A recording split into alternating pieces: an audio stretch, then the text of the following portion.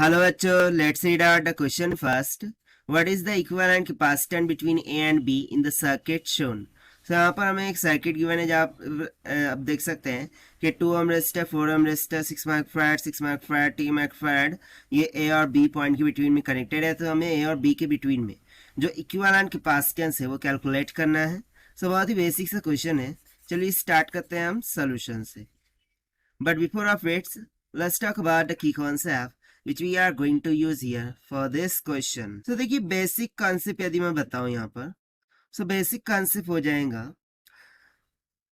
कि देखिए A to B यदि मैं जाऊं, so ये 2 ओम की रेजिस्टर है और ये 4 ओम की रेजिस्टर है जो डायरेक्टली कनेक्टेड है in between this two terminals A and B, right. अब फिर नीचे यहाँ पर एक ब्रांच 6 माइक्रोफैराड की और नीचे 6 माइक्रोफैराड, 3 माइक्रोफैराड की कैपेसिटर इस तरीके से कनेक्टेड है। अब यदि बेसिक कंसेप्ट की बात करूं मैं कैपेसिटर की, सो कैपेसिटर के करंट से करंट में क्या होता है, लीडिंग, ठीक है। सो यहाँ पर हम लिखेंगे due to capacitor in RC network, जो करंट होता है वो लीड करता है किसको, वोल्टेज को।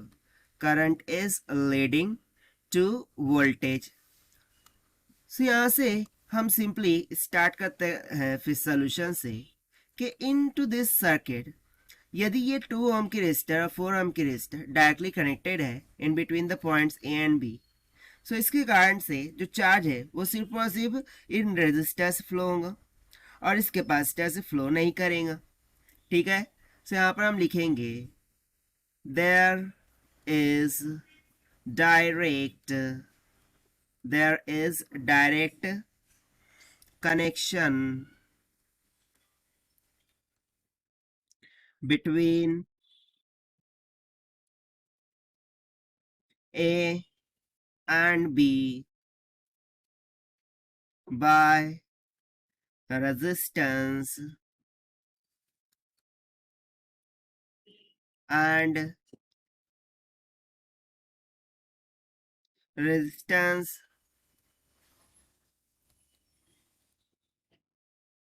makes charges to flow through it, to flow through it, यानी कि जो चार्जेस है वो सिर्फ और सिर्फ इन रेजिस्टर के द्वारा फ्लो होंगे, यानी कि ए से स्टार्ट हुआ चार्ज, ठीक है, और ये रेजिस्टर से होते हुए बी तक के पहुंच जाएगा। अब चार्जेस फ्लो कर रहे हैं यानी कि चार्ज के फ्लो को हम क्या कहते हैं, करंट का फ्लो, यानी कि इट मींस दैट कि करंट फ्लो कर रहा है, दैट इज करंट। सो इस सेंटेंस से हमें क्या समझ में आ रहा है, hence resistance will act as resistance will act as bypass to capacitors, यानी रेजिस्टर ये बाईपास की तरह वर्क कर रहा होगा कैपेसिटर के लिए, और यहाँ पर कैपेसिटर कैसा कार्य कर रहे हैं, लीडिंग का। So the capacitors leading to zero, जो कि लीड कर रहे होंगे किसको, जीरो को, यानी कि बेसिकली इस सर्किट में कैपेसिटर क्या हो जाएंगे, रिमूव हो जाएंगे और वो उनकी वैल्यू जीरो को लीड करेंगी और जो करंट है वो सिर्फ और सिर्फ इन रेजिस्टर के द्वारा ए से फ्लो होते हुए बी तक के पहुंच जाएगा, ठीक है। सो यहाँ पर हम सिंपली बोल सकते हैं कि इक्विवेलेंट